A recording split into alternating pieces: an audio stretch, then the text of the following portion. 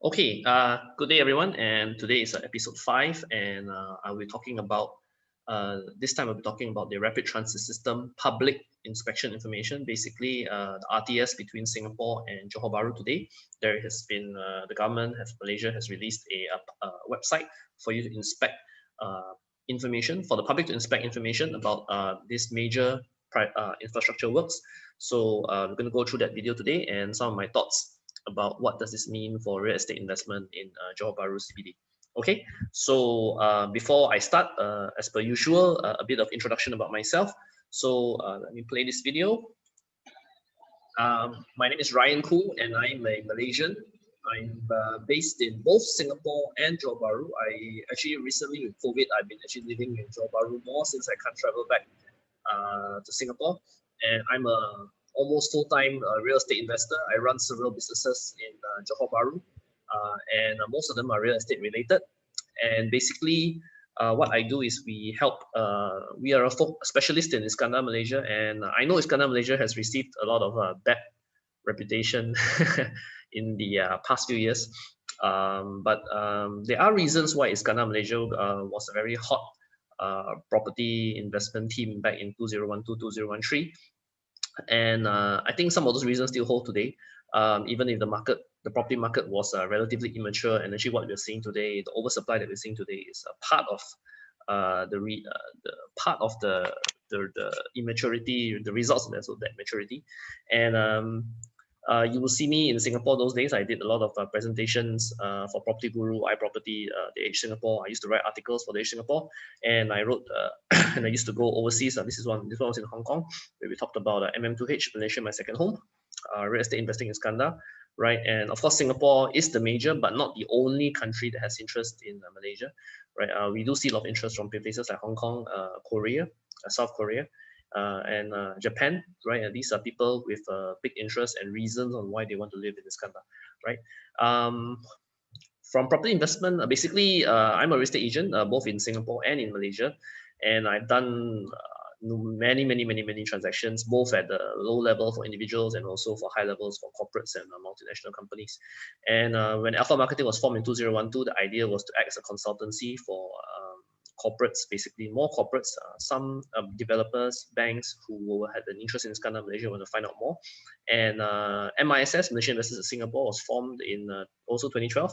It's basically a Facebook group where members can join and get unbiased information about the property market in normally in Malaysia as well as Singapore, right, and a little bit of other countries. But because most members are based in Singapore, and we tend to focus on Iskandar related news and Singapore related news for the real estate market. And today, over 10,000 members, and I run several businesses in JB, which is includes an interior design company, short-term rentals company as well.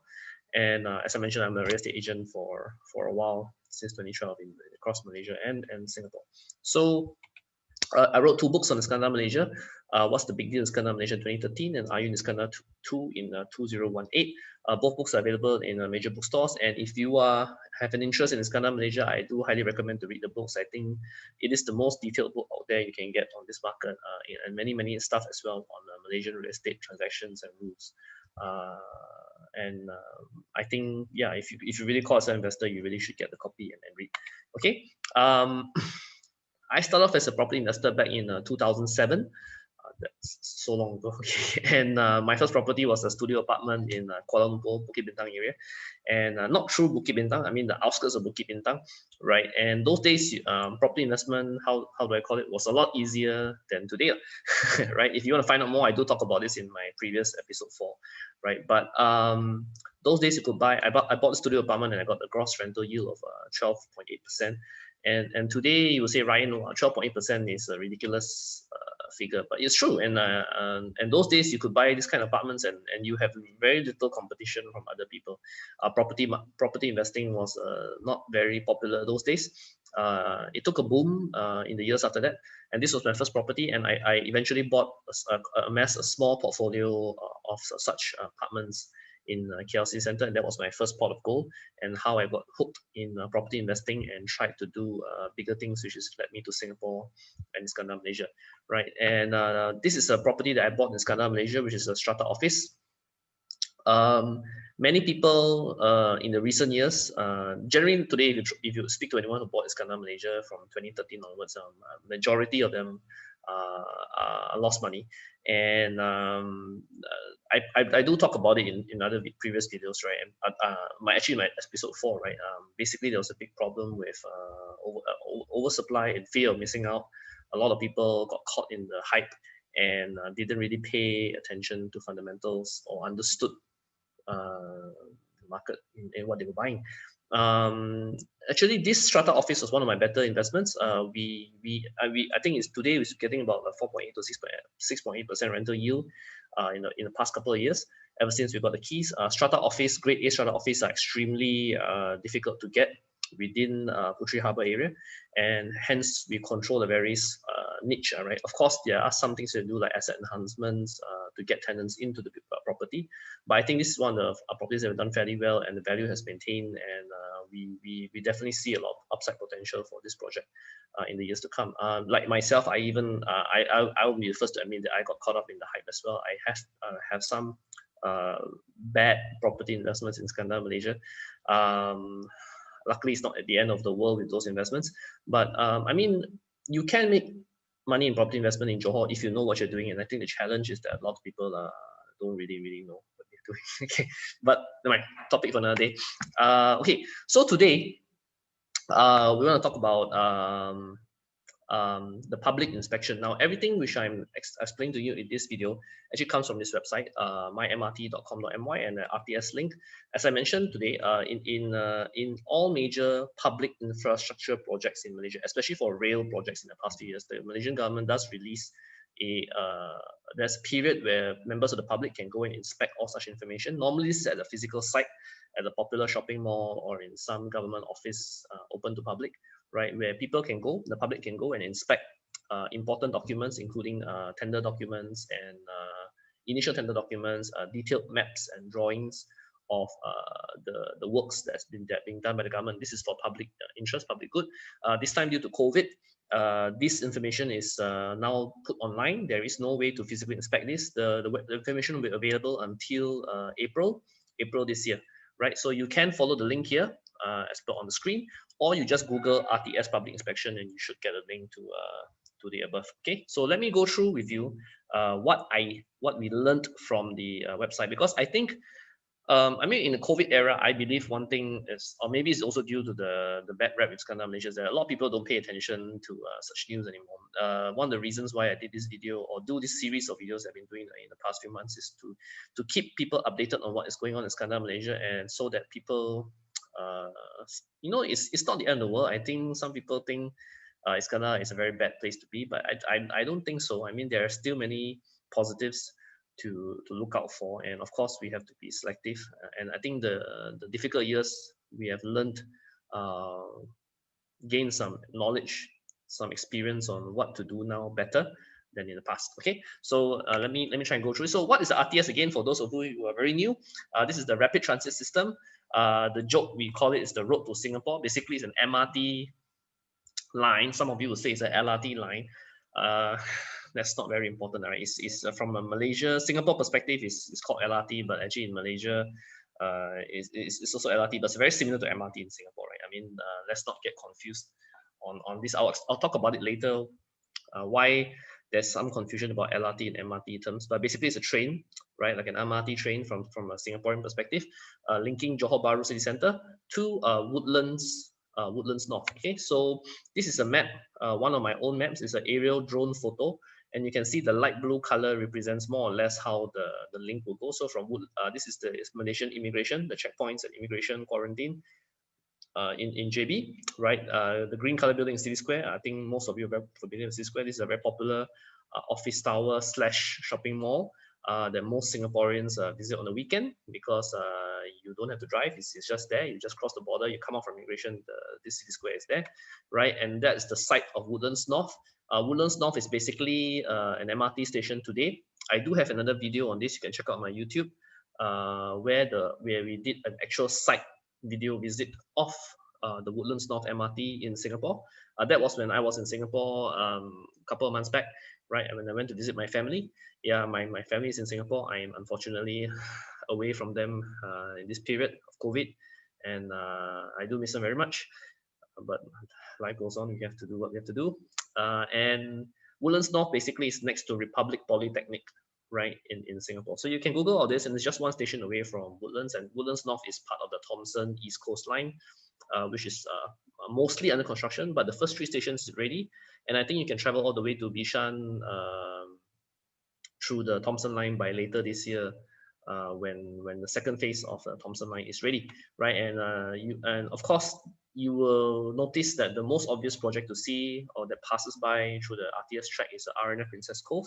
It's by the Chinese developer RNF Guangzhou, right? And the blue color one on the right is the RTS site. So this car park used to be an open air car park for people who travel to Singapore to work, and this entire car park will now be used to build the RTS station on the JB site. So this is a map. I think some of you, if you have been to my presentations before, you have probably seen this map before, right? And the agreement was signed between both governments, the Malaysian and Singapore government, on the 30th of July last year. Do not confuse the RTS with the high-speed rail. The high-speed rail is an entirely different project altogether. Okay, so the high-speed rail technically has been technically cancelled. I mean, we can't talk about it too much now, but maybe another video in the future to talk about high-speed rail. But high-speed rail is a totally different project that links Jurong all the way to KL, Jurong, Singapore, all the way to KL. This one's different. This is from the JB CBD to Woodlands North. Okay, so the agreement was signed. This project is going on. Both governments signed it last year. That is the Malaysian Prime Minister and the Transport Minister, and Lee Hsien Loong, the Singapore Prime Minister, and the Singapore Transport Minister. Okay, so this is not animated, but a hand-drawn cartoon map. Same thing, right? You can see from a top view, right? RTS link at Bukit Chaga. The plot of land is called Bukit Chaga, all the way to Woodlands North. Okay, I will. There's a bit more detail I cover next slide. Okay, so this picture, this map is from the public inspection website. So it basically says it's just a 2-station link, very short, only 4 kilometers, right? So from Bukit Chaga, right, which is next to the in front of City Square, over there there's an interchange with the KTM train. So actually, if you know how to use KTM train, this is the Malaysian local train line, KTM. So KTM basically goes all the way through all the small towns of Kuala Lumpur. You can take a train to KL.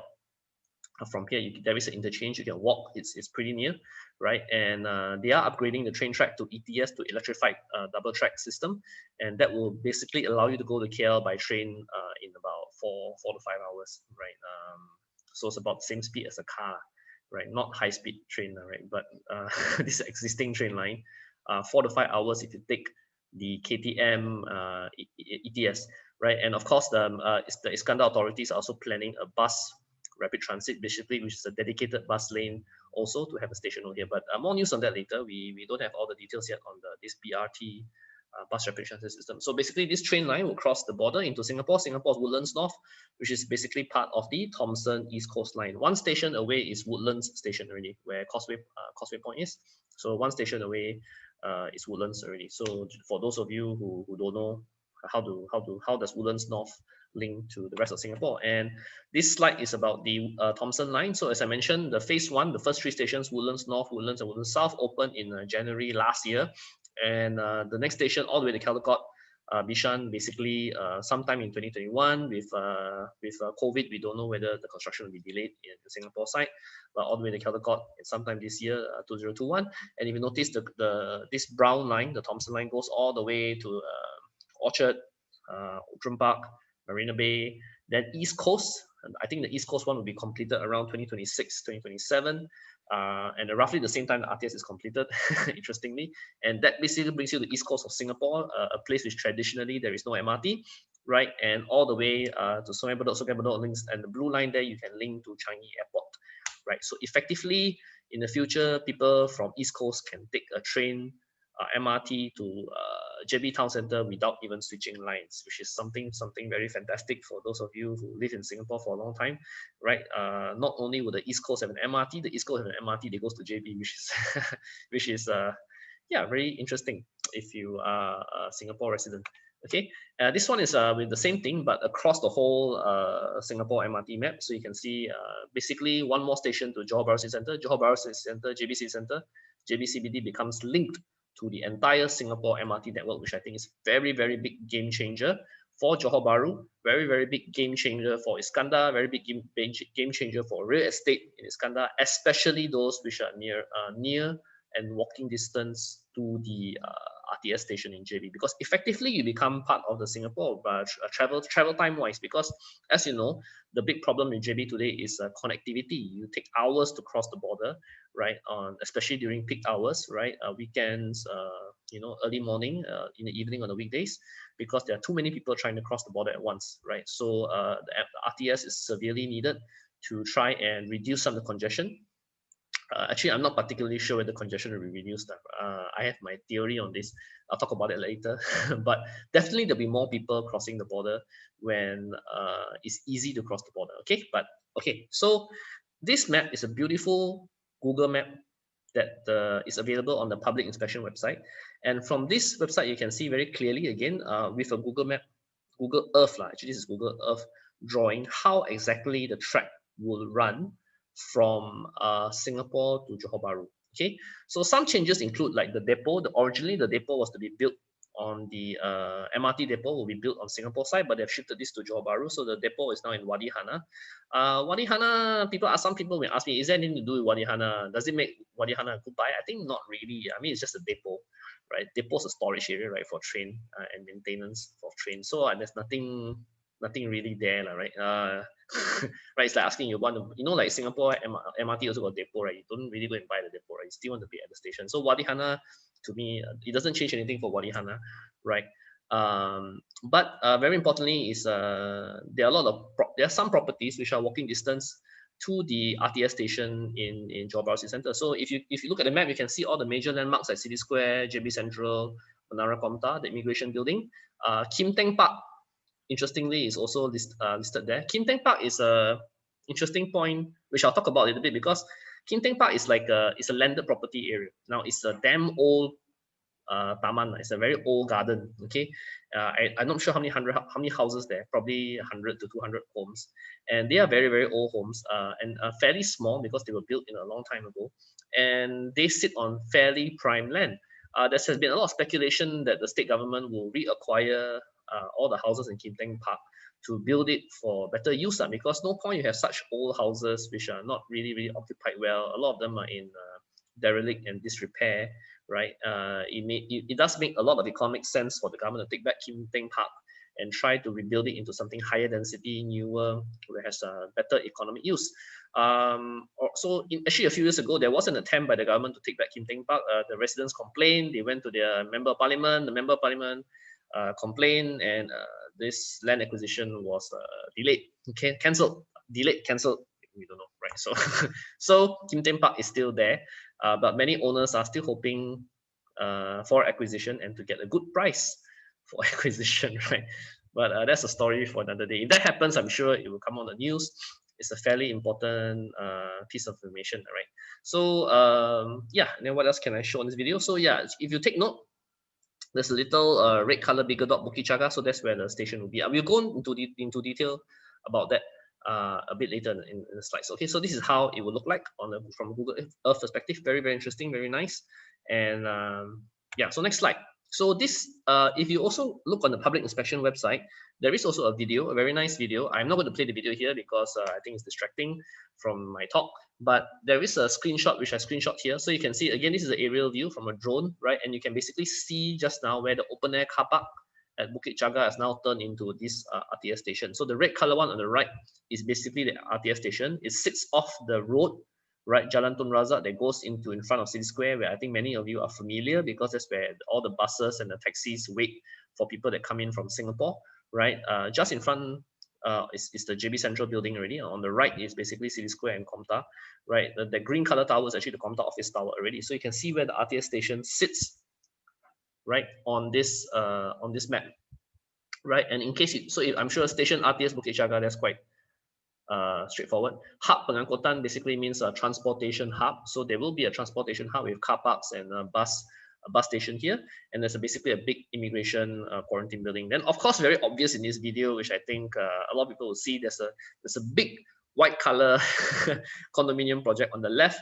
That's basically the Tri-Tower project by Maha Builders. It's really completed for a couple of years already. There's a Fraser's, Capri by Fraser's Hotel. So there's 3 towers. 2 towers are residential. 1 tower is by Capri, operated by Capri by Fraser's. And they are interestingly building, if you can see on the left, there's another small construction site for Twin Towers, which is another project that I think has sold very well recently because of the location to RTS, and they have Twin Towers was sold at a very, very cheap price, about 600 plus per square foot, plus minus. Also by the same developer, Maha Builders. And basically these 2 projects, their biggest selling point is of course the distance to RTS. You're really walking distance, I think maybe 100, 200 meters at most, right? You do have to come out for a project and walk on the street for about 100, 200 meters. But I mean, that's very, very good already, I guess, in most cases. So we'll talk about this later. My project preferences, right, for anything around City Square. So some quick facts why we're having the RTS. Number one is the JB Singapore border crossing is one of the most busiest border crossings in the world. Some say the busiest. I mean, I don't think there's any official Guinness World Book of Record for this, but it is one of the busiest border crossings in the world. Depending on who you talk to, it's 300,000 to 400,000 people cross the border daily, right? This website uses 350. I guess they just approximate something in the middle, right? So it's a very, very busy border crossing. Actually, I think busier than the Hong Kong Shenzhen one. I probably need to double check that, but I remember I was told this before by someone in RNF Council that it is busier than the Hong Kong Shenzhen one, and a lot of people travel as early as 4 a.m. to escape traffic jams. But with the RTS, we hopefully resolve this problem, right? And the JB Singapore trip by train through the RTS should take about 6 minutes, and the RTS has a capacity of 10,000 people each way.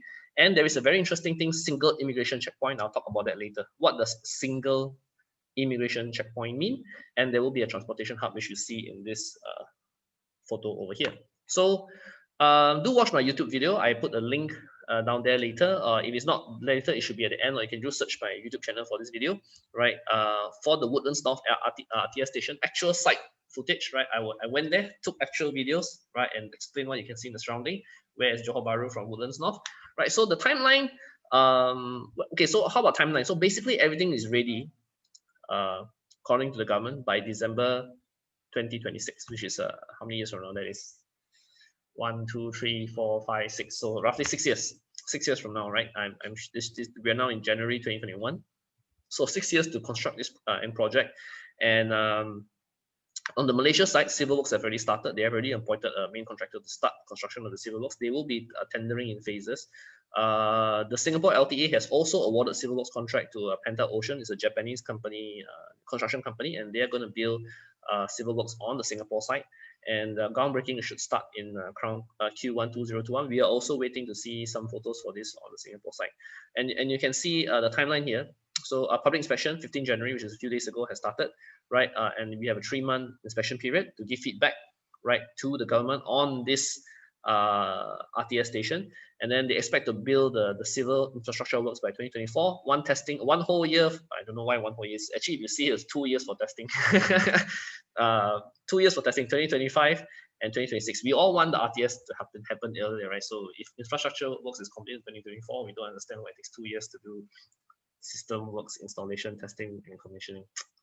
2 years to do this testing. Okay, but generally speaking, I think in the next couple of years, you should be able to see the causeway, the waters of the causeway, right? All the towers will start to appear. All the train track towers will start to appear, because they have to finish this by 2024, right? That's the timeline, right? And I think that will excite a lot of people, both on Singapore and Malaysia side.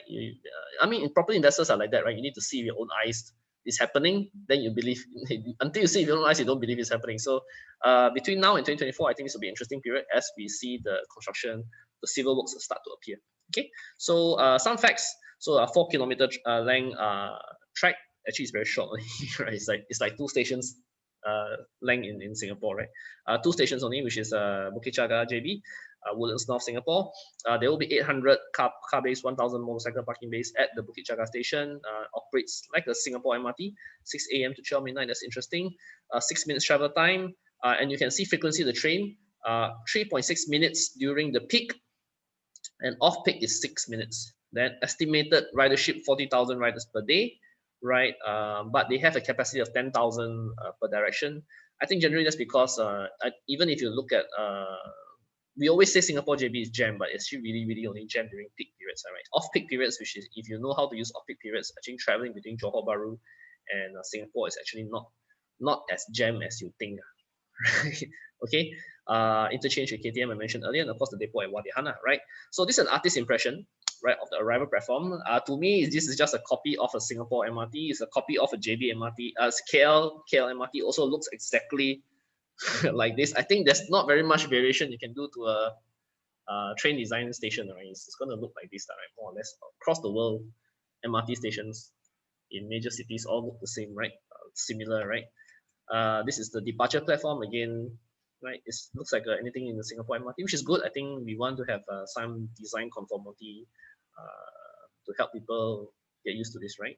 And okay, now this is the interesting thing. Now, try and catch me. Now, here's where I'm going to explain how does the passenger flow go and what do we mean by single immigration. Now, a lot of people don't understand this or they don't know, right? They just, they're actually, you'll be very surprised. A lot of people don't really know that we are implementing a single immigration system, right, within the RTS. It's the first, right? Originally, it was also planned for the high-speed rail. Now, what does it mean? It means that you clear both your Singapore and Malaysia immigration at the same location. Okay, now today, if you were to cross the border from Singapore to Johor, you have to cross the Singapore immigration first on Singapore side. When you reach Malaysia, you have to do the Malaysian immigration. So you queue twice. I repeat, you queue twice. Now imagine if you take a bus, right? From Singapore, you take a bus, you reach the Singapore immigration, you do Singapore, you queue one time for the Singapore immigration, you board the bus again, right? You cross across the causeway, come down at the Malaysia immigration, and you do the Malaysia immigration, and you queue for the Malaysia immigration, and you do so you effectively queue for immigration twice. Now, what they are trying to achieve, that's the current system. What they're trying to achieve with the new RTS is to try and save some time there. Now, how are you going to do this? If you notice, right, number one, you reach the RTS station, drop off and pick up. Okay, you enter the building. Okay, this is in Malaysia. This building, this drawing is for Malaysia, but of course the Singapore side will have a similar thing when from Singapore. I'll explain how does it work. Okay, the Malaysia. So now you're in JB. You take a taxi or a bus or a Grab or whatever. You reach the. You want to go back to Singapore. Okay, so you come to the immigration. You drop off. You walk to the building. Now that's number one. Number two, you go to the Malaysian. Actually, it's CIQ. They have a typo there. So Malaysian CIQ. First, you must chop your passport at the Malaysian immigration. Correct. So one-time queue there. Once you clear the Malaysian immigration, there's one whole floor dedicated to this. You go upstairs and immediately you reach the Singapore immigration. So Singapore government will have their own immigration staff stationed here in this building.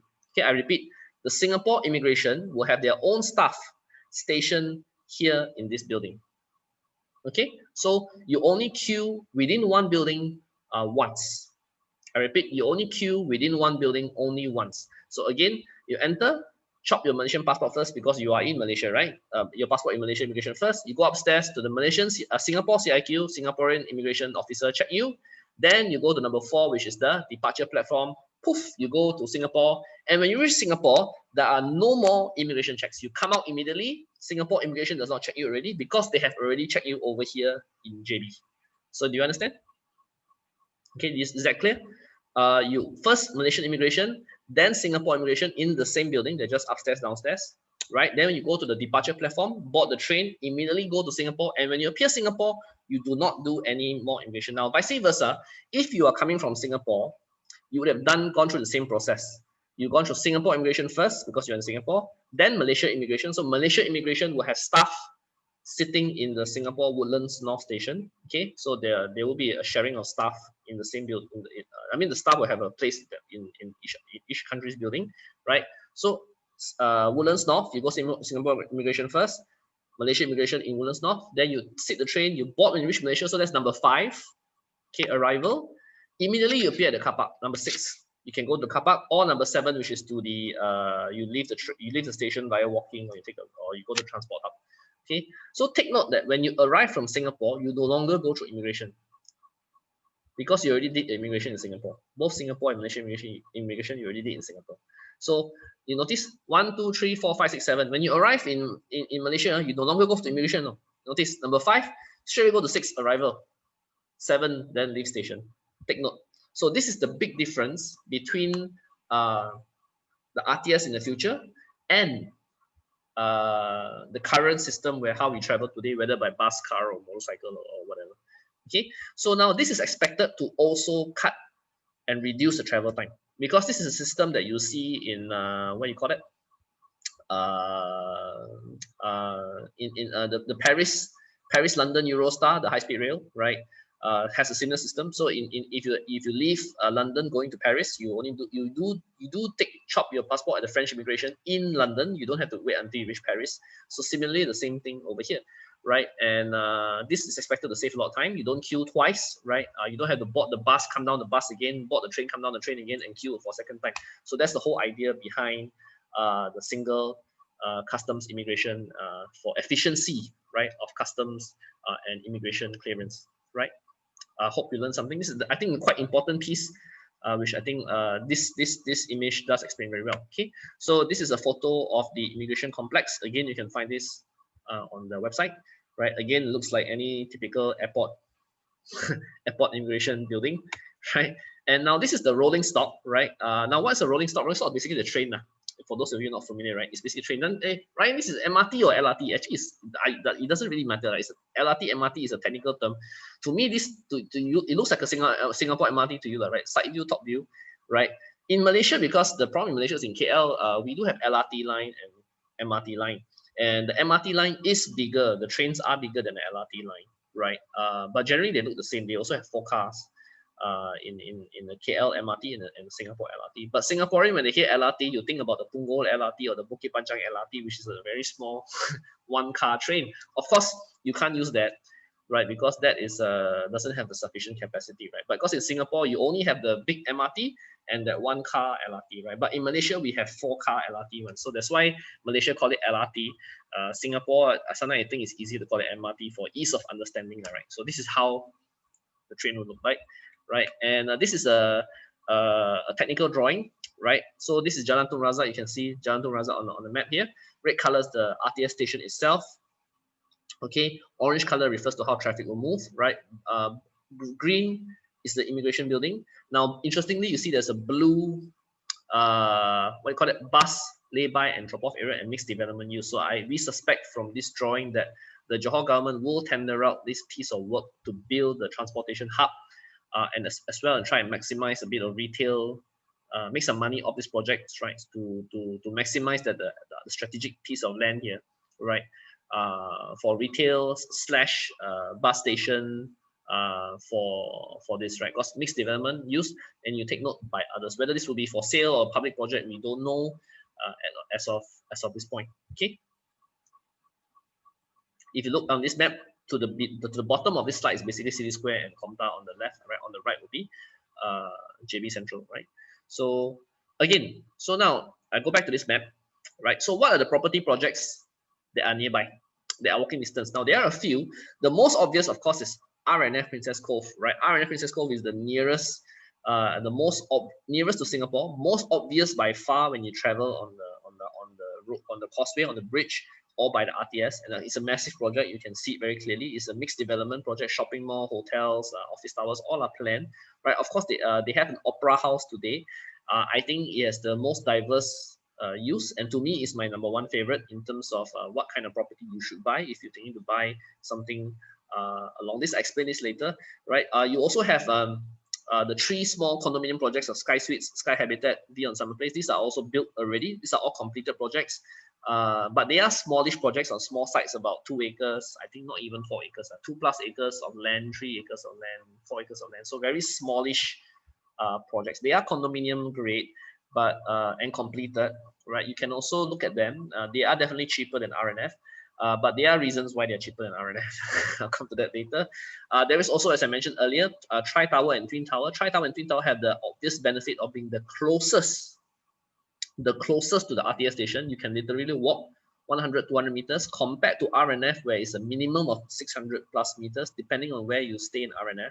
But RNF does have buses and all that also to link. It's just a very short bus ride, like a shuttle bus kind of thing, because some people don't want to walk 600 meters, right? But in Singapore, 600 meters is a normal walking distance.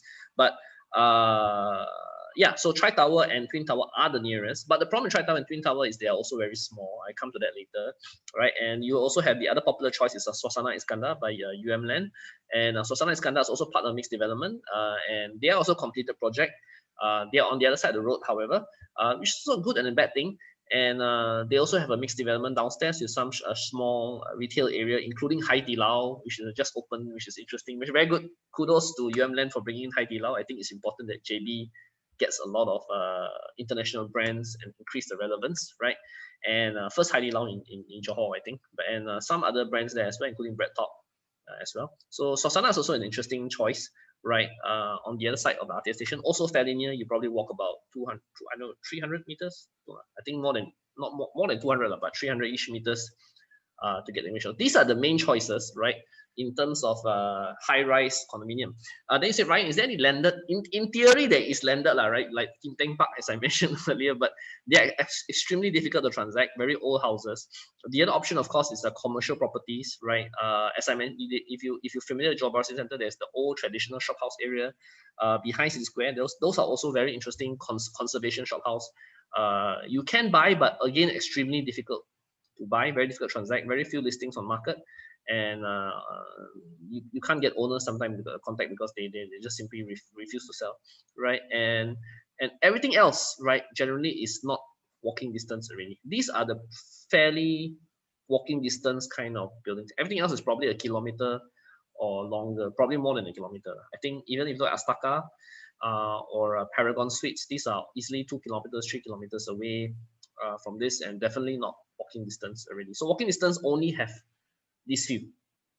Okay, now, so what does it mean? What does it mean for property investment in JB Iskandar when RTS happens? So in the short term, when I say short term, means before completion of the RTS, because RTS still complete the 6 years. That's quite a fair bit of time still. So, but in the short term, we will still see high demand for property around RTS. Okay, because number one, I believe Singapore in the COVID period, real estate market in Singapore has been doing very well. There's also a lot of pent-up demand because Singaporeans have not been able to travel for a long time. So when you allow Singaporeans to go back to JB, which should happen sometime later this year, I think probably half 2 after the vaccines are out and Malaysia cases drop again, you probably have to give Malaysia a good 3-4 month period for that, right? And when Singaporeans enter JB again and they see construction of the RTS happening, right? I think definitely there's a lot of there'll be instant demand for properties around RTS. Okay, number one. Number two, there'll be a lot of increase in speculation. Actually, we see it already today, right? Some people are trying to speculate land and commercial properties because RTS is coming and it's confirmed, right? This drive prices a bit up. So you're looking at forward prices sometimes. For some of these things, which is not good for a buyer. But if you're existing owner, of course, you're happy, right? Because now there's a lot of speculation in terms of prices for anything which is related to RTS. In the longer term, which is when RTS completed, definitely we will see high demand from a real demand perspective, which is in terms of rental. People want to rent, people want to stay in near the RTS station because it's convenient to go to Singapore, right? And definitely, this is again where I come to my theory about more people will definitely travel between JB and Singapore when there is a train. Traffic jams not necessarily will reduce. And the reason why I say that is because if you're in Singapore and you drive, or you are, especially you're in Singapore, if you are a driver in Singapore, very unlikely you will switch to a train to come to JB, right? You will still drive, right? Vice versa, if I'm a Malaysian and I'm very like myself, I'm very familiar with Singapore roads as well, I will still drive. No particular reason for me to take train. But many people sit buses in Singapore, they will take the train, right? The train. And many people in Singapore who go to work many people in Malaysia go to work in Singapore will still probably have to take motorcycle or car or drive in because the final mile, to get to their factory in Marsiling or wherever in Tuas, right, you still need to drive. So they will still drive. But definitely, I think from people who traditionally do not go to JB, from Singapore, they will definitely come in because in the past, if you are Singaporean and you don't drive, right, 70-80% of Singaporeans don't drive, right? You don't have a car. right? If you want to go to Singapore, JB, it's damn difficult, right? It's damn tiring, right? Right? By the time you cross the border, it's almost noon, you're hungry, tired, right? How much time can you spend in JB like this? But with a train, definitely you will go more. So my perspective, my belief is that definitely more people will go to JB, and that will help JB economically. That will help JB real estate a lot, right? Traffic jams on the causeway may not necessarily reduce. We just probably see a shift in traffic from buses that will go to train, which is all good, right? But I think more cars will come in, but not significantly higher, right? But definitely more people will come to JB, and overall that will be good for JB in the long run, good for JB property in the long run, whether JB or Iskandar. Some people ask me, Ryan, does this mean that JB City Centre will benefit more than Iskandar? Yes, I mean for now, yes. JB City Centre will benefit more than Iskandar Zone B, Iskandar Puteri, Nusa Jaya area, because you have RTS. The high-speed rail is not coming for the foreseeable future, right? So definitely people, town center wise, from an investment perspective, from a value perspective, will be better. But it doesn't mean that Nusa Jaya, Iskandar Puteri does not benefit. They will still benefit because anyhow, have one train to Singapore is better than no train, right? Even if you have to travel from Iskandar Puteri half an hour, 45 minutes to get to JB City Centre, to take the MRT into Singapore, is better than nothing. It's better than the current alternative today. This alternative an RTS station in town center is definitely better than nothing. So to me, Iskandar area, most people call Iskandar area the west, Nusa Jaya, will still benefit, right? Don't say don't benefit, still benefit, right? Everybody in JB wants a train. It doesn't matter the train links to city center or to Nusa Jaya, but one train better than no train. Of course, not as good as two train. With high-speed rail, we were supposed to get two, right? But now we've only one. I have my speculation on high-speed rail. I believe it may come back, but we need to wait and see some political things change in Malaysia. It may be brought back sometime in the future, but another story, another day. Okay, so property prices in Singapore and JBC Center, still huge difference, right? I didn't update this slide. These are still from URA prices in Singapore in August last year. I am lazy to change because they are generally the same with a bit of uptrend, Singapore property prices. And you can see the massive upside. JB property price is still a third, a half of Singapore, right? To me, Singapore prices will not really drop, right? But JB prices will definitely have to catch up. They will not catch up from 357 Singapore dollar per square foot to 1,000, but they definitely will go to 400, 500 per square foot, right? And the gap will narrow, right? And that from a percentage terms, it's a very big return already since you buy at 300 in the first place. So go up 100 is a 25% gain, which is a lot, right? For property, right? So this gap will definitely narrow, right? And so my number one preference is RNF Princess Cove. I say, hi Ryan, why RNF Princess Cove? Just now you say Tri Tower, Twin Tower is nearer to RTS. Isn't that so-called the better buy? Yeah, locationally, Tri Tower and Twin Tower is nearer, and Twin Tower especially is cheaper, right? Tri Tower used to sell about 900, 1,000 per square foot. Then they came and launched Twin Tower, which is a cheaper version, so lower specs. So Twin Tower is lower specs, right? So Twin Tower at 600 per square foot, they have a lower specs. The developer doesn't provide aircon, no kitchen, no wardrobes, things like that. It's a bare bone apartment. That's why it's 600. So you have to look at it sometime from a specification and building quality perspective. Cheap must have a reason. The cheap cannot become cheap just because developers say I'll make it cheap. There must be some trade-off, right, for why the price becomes cheap. So Twin Tower, like Tri Tower, 900, 1,000, supposedly high specs building, right? And then Twin Tower, 600 per square foot, right? But lower specs, and a lot of things are not given, right? So that's why they can sell that price, right? But the reason why I still prefer RNF Princess Cove, even though RNF Princess Cove is still selling about 1,000 and above. Okay, you can buy RNF old units at maybe about phase one units about 1,000 per square foot, right? 1,000-ish. New ones from anywhere from 1,002 to 1,005 per square foot, right? And of course you see the price. Wow, Ryan, but RNF so much more expensive than the rest. But why? But why you still spot RNF? Because I think there's some consideration for premium. There's a reason for the premium, right? And the premium is important. At the end of the day, all these buyers, these are foreign buyers. They are Singaporeans, Chinese, Hong Kongers, right? And to them, this 100 plus ringgit per square foot, this few hundred ringgit differential per square foot, it doesn't make a big difference to them, right? To Malaysians, will say, wow, 300 ringgit per square foot is a big difference. But actually, for these foreign buyers, not a very big difference. Now, number one, if you're choosing to stay in Johor Bahru City Centre means you are a convenience seeker. You want convenience above everything else, right?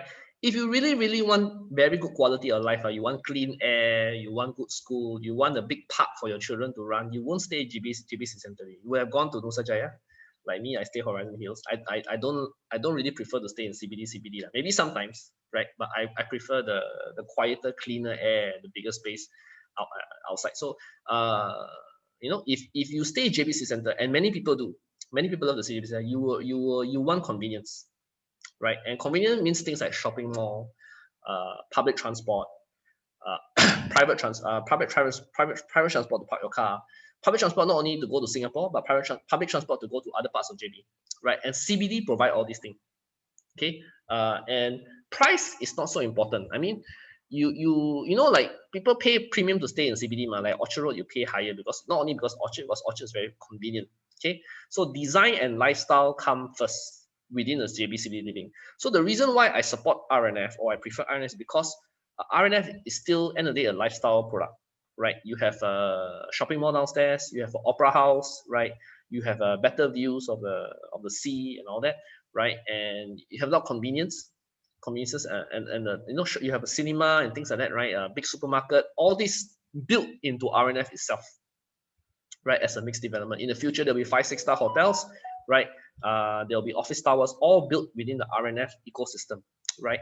If you buy one of the smaller projects outside, you will not enjoy the ecosystem, right? It's like in Singapore, when you buy a big project in Singapore, for example, like Deliden or like any capital land major mixed development project, you enjoy a lot of facility. Land is big, right? A lot of things you can use and touch within your concept. But if you buy one of those small project, right, 100 unit, 50 unit project, right, your common facility very small, your condo very small. People don't know where you live because because your condo not famous, your condo too small. So the reason why I think at the end of the day, I still think RNF will be a better place to live. Or people want to live here compared to the smaller condos, generally because of this, because people have the lifestyle, the design, the conveniences all built into a major project like RNF. Okay, if you stay in a small condo, you say, but hey Ryan, I can stay in a small condo and walk across the RNF. What? Yeah, lah, but walk across the road. Hey, this kind of people don't want to walk across the road. And like Malaysia Road, there's sometimes pavement is not done very well. You will not want to do that. You know what I mean? If you're so a cheapskate, then you are probably a very lousy tenant, right? And will not pay a good price. So my point is, in the end of the day, 6 to 10 years from now, when people come to choose a place to stay, right, in the Johor Bahru City Centre, near to RTS, people will choose RNF because it's the most comfortable place to stay, has the most lifestyle and design considerations given to enjoy the place to stay. If you buy one of the smaller projects around there, you will not have this. You have a house, yes, apartment, yes, but your apartment no feel. It's just apartment, right? And maybe you pay a cheaper rent, but no feel. And because of that, your apartment or your condo will have difficulty in price appreciation, will have less demand because it's not so recognized, right? You have to look beyond just the price alone and the quality of life that the building offer. All right. Sometimes you have to buy good. When I say good, good quality property. Don't buy cheap property, but quality and design is a bit questionable because we have seen this happen before. Okay, so this is reason number one why I choose RNF. And as I mentioned, okay, reason number two, right? So projects are RNF by Chinese developer, right? Big in exposure to the international market. Okay, Chinese, Hong Kongers, right, Koreans and all that, they know what RNF is because RNF is a big developer, international developer. They can market to many places, and they're designed to suit a wider range of people, including foreign owners. And to them, like I said, the price is not a problem, right? So they will not go to small projects that are in that area because they're too small and by a developer which they don't recognize. They don't know the developer take care of them in the future. But RNF will, because RNF is a huge land bank, they have to finish and take care of this land bank in the future. So you have bigger exposure to the international market, right? Who are also part of the rentals and the people who buy from you in the future, right? And you want this, you don't want to be too localized, right? That because this is going to be a foreign product, right? RTS, anything near the RTS. Number three, as I mentioned, large project, large land bank, international developer, They can do many things. Like RNF initially, they don't have a opera house, but they changed part of the plans to build opera house because they want to introduce more lifestyle element. The shopping mall has many things today. I think it's a quite well done up shopping mall, even though the footfall a bit low because of COVID now. They're going to have a 5-6 star hotel in the future. Supposedly, it's going to be a big brand. I probably cannot mention the name. Signature there. So people will say, wow, where you stay? RNF, Princess Cove. People, you feel there's a wow factor, right? Compare if you stay to one of the smaller projects that nobody recognize in the future, right? Maybe agents will recognize a property agent, but to the man on the street, you walk around, which is the project which is the most obvious to stay near RTS? Is RNF. RNF is so big and massive, right? And people say, hey, yeah, RTS is the place to be, and the place they will at least consider, right? Right? So, and I want to say another thing is that even if you buy property a bit more expensive than other people, but if your property is the most in demand because it has the best facilities and the best shopping mall and all that, right? People will still offer to you first. Maybe you don't accept their price, rental or sale, but they offer to you first. That's why even the RNF, I tell people, people say, but Ryan, RNF density a lot of units. Then how? You buy a good unit, don't buy a LAN unit. My theory for RNF is buy a good unit, don't buy a lousy unit. You buy a lousy unit, then it's the same thinking like you want to buy a cheap unit, you better buy a cheap unit outside. Buy a good unit, premium floor, premium view. I think it's okay. This type of property in the long run, maintain the people want to buy from you. At least you got better liquidity, right? Real estate sometimes liquidity is a problem, so you want good liquidity. People want to buy or rent your property, right? So buy a premium unit a bit in RNF is okay, right? So if you want to buy RNF, what's my options? This is a high level map of RNF, right? So they have a phase 1, which is 99%. So they still got units, right? I think not many, right? Dropout units, right? These are buyers buy halfway, then drop out. So, but they are the cheapest, of course, RNF. And also, phase 1, also one thing good is they are the nearest to the station, to RTS station to walk, right? You shave some distance when you walk to the RTS station. That's a good thing. But of course, when you buy projects which are 99%, so you may not get the stack that you want. So alternatively is to buy second-hand sub-sale, right? Resale from earlier owners. That's also possible. Roughly about 1,000-ish per square foot. Phase 2 is what the developer is building now, right? And phase 2 is the most premium project. As you notice, the land is the nicest.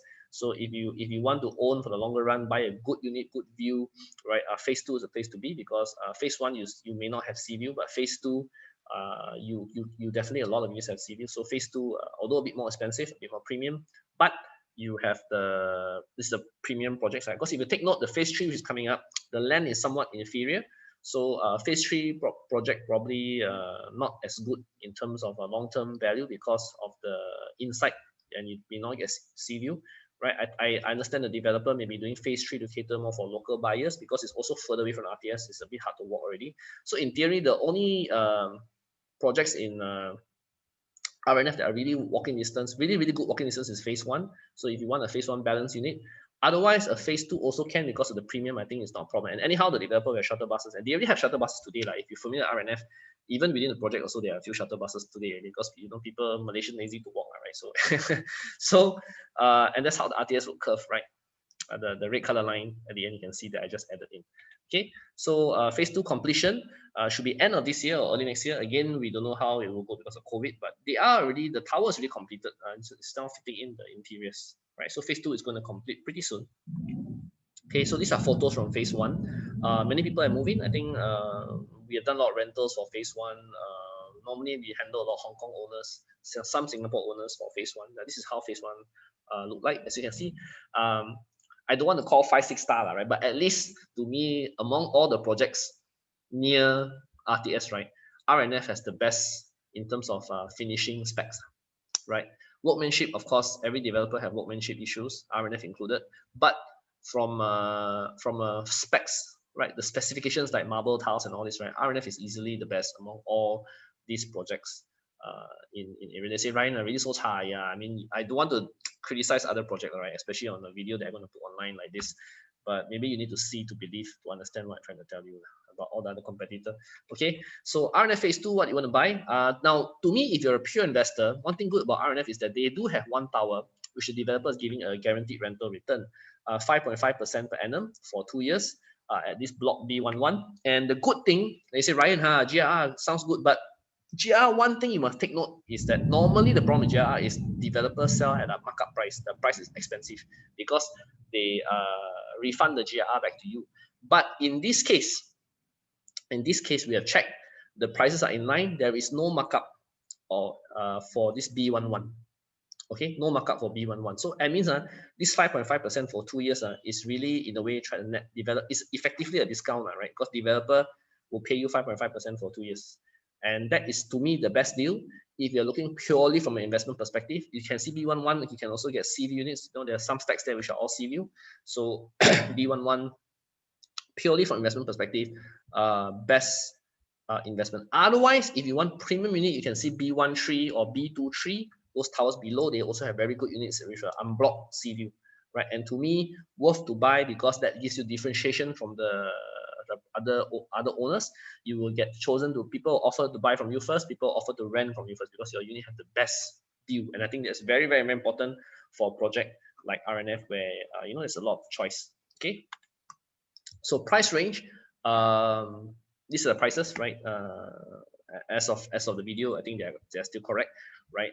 And one thing good, foreigners can still buy property below 1 million ringgit in RNF because RNF has approval a long time ago. So even though Malaysia has or Johor has a 1 million ringgit minimum purchase price for foreigners, but RNF allow foreigners to buy below 1 million ringgit. So effectively, you can buy a 2-bedder 800,000 ringgit. That's only about 200 over 1,000 Singapore dollars, right? You can take a financing if you want from a Malaysian bank. Interest rates now about 3.2%, right? You can get about 70-90% financing. I mean, 90 is a bit tough nowadays, but you can get about 70% quite safely for Malaysian property from a Malaysian bank, right?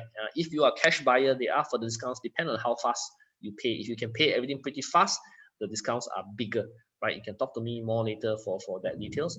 But yeah, so my recommendation, don't buy too small, don't buy too big. Okay, maybe my size wise is not so important, right? But I think more importantly is a premiumness, right? Good floor, good sea view. And interestingly, Chinese developer, in RNF included for RNF Business School, have the pricing system is different. In Malaysia and Singapore, typically developer price, low floor, lowest price, highest floor, highest price. Okay, low floor, lowest price, highest floor, highest price. Correct? You have a price increase every floor, right? But Chinese developer practice middle floors are the most expensive.